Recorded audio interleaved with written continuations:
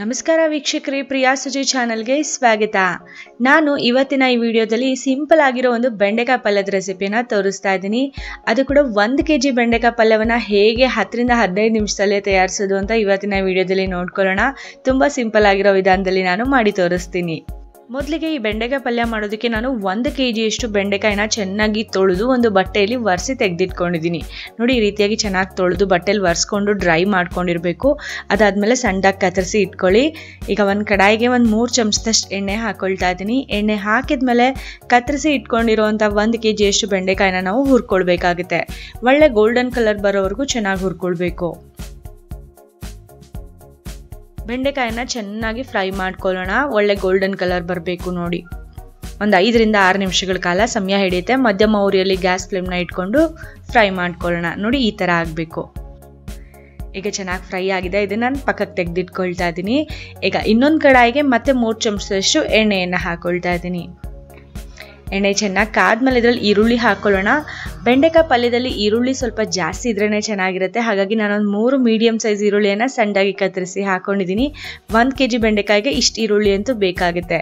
ಈರುಳ್ಳಿಯನ್ನು ಚೆನ್ನಾಗಿ ಫ್ರೈ ಮಾಡ್ಕೊಳ್ಳೋಣ. ಸ್ವಲ್ಪ ಸಾಫ್ಟ್ ಆಗಬೇಕು, ಸ್ವಲ್ಪ ಕಲರ್ ಚೇಂಜ್ ಆಗೋ ತನಕ ಚೆನ್ನಾಗಿ ಫ್ರೈ ಮಾಡ್ಕೊಳ್ಳೋಣ. ಚೆನ್ನಾಗಿ ಫ್ರೈ ಆದಮೇಲೆ ಇದರಲ್ಲಿ ನಾನು 1 ಚಮಚದಷ್ಟು ಶುಂಠಿ ಬೆಳ್ಳುಳ್ಳಿ ಪೇಸ್ಟ್ ಹಾಕ್ಕೊಳ್ತೀನಿ. ತುಂಬ ಜಾಸ್ತಿ ಬೇಡ, 1 ಚಮಚಕ್ಕಿಂತ ಸ್ವಲ್ಪ ಕಡಿಮೆನೇ ಹಾಕೊಂಡ್ರೂ ನಡೆಯುತ್ತೆ. ಈ ಶುಂಠಿ ಬೆಳ್ಳುಳ್ಳಿಯಲ್ಲಿರೋ ಹಸಿ ವಾಸನೆ ಹೋಗೋವರೆಗೂ ಚೆನ್ನಾಗಿ ಫ್ರೈ ಮಾಡ್ಕೊಳ್ಳೋಣ. 1-1.5 ನಿಮಿಷ ಫ್ರೈ ಮಾಡಿಕೊಂಡ್ರೆ ಸಾಕು. ಅದಾದಮೇಲೆ ಇದಕ್ಕೆ ಒಂದು 1/4 ಚಮಚದಷ್ಟು ಅರಿಶಿನ, ಒಂದು ಅರ್ಧ ಚಮಚದಷ್ಟು ಜೀರಿಗೆ ಪುಡಿ, 1 ಚಮಚದಷ್ಟು ಧನಿಯಾ ಪುಡಿ ಹಾಕ್ಕೊಳ್ತಿದ್ದೀನಿ. ರುಚಿಗೆ ತಕ್ಕ ಹಾಗೆ 1 ಚಮಚ ಉಪ್ಪು, ಖಾರದ ಪುಡಿ ಕೂಡ 2 ಚಮಚದಷ್ಟು ಹಾಕ್ಕೊಂಡಿದ್ದೀನಿ. ನೀವು ನೋಡಿಕೊಂಡು ನಿಮ್ಮ ರುಚಿಗೆ ತಕ್ಕ ಹಾಗೆ ಉಪ್ಪು ಮತ್ತು ಖಾರವನ್ನು ಹಾಕ್ಕೊಳ್ಳಿ. ಈಗ ಎಲ್ಲವನ್ನು ಚೆನ್ನಾಗಿ ಮಿಕ್ಸ್ ಮಾಡ್ಕೊಳ್ಳೋಣ. ಮಸಾಲೆ ಪುಡಿಗಳೆಲ್ಲ ಸ್ವಲ್ಪ ಡ್ರೈ ಅನ್ನಿಸ್ತಿದೆ. ಹಾಗಾಗಿ ಒಂದು 3 ಚಮಚದಷ್ಟು 2 ರಿಂದ 3 ಚಮಚದಷ್ಟು ನೀರು ಹಾಕ್ಕೊಳ್ಳೋಣ. ಆಗ ಮಸಾಲೆ ಪುಡಿ ಎಲ್ಲ ಫ್ರೈ ಮಾಡ್ಕೊಳ್ಳೋದಕ್ಕೆ ಈಸಿ ಆಗುತ್ತೆ, ಯಾವುದೇ ರೀತಿ ತಳ ಹೊತ್ತೋದಿಲ್ಲ.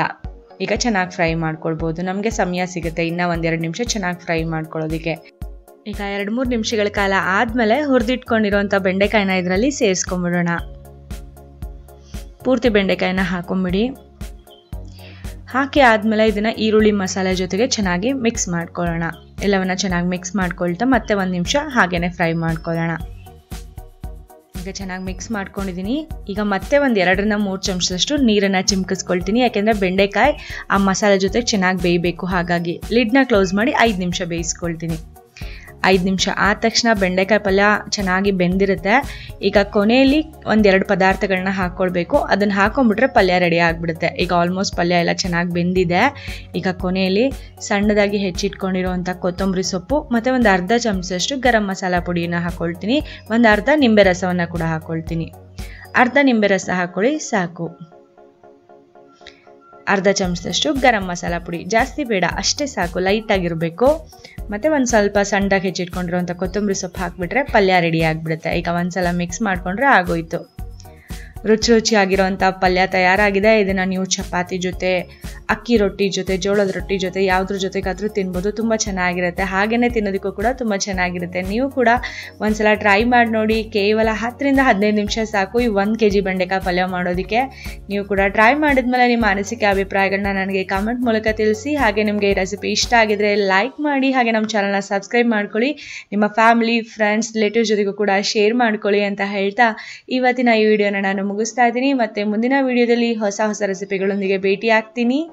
ಧನ್ಯವಾದಗಳು.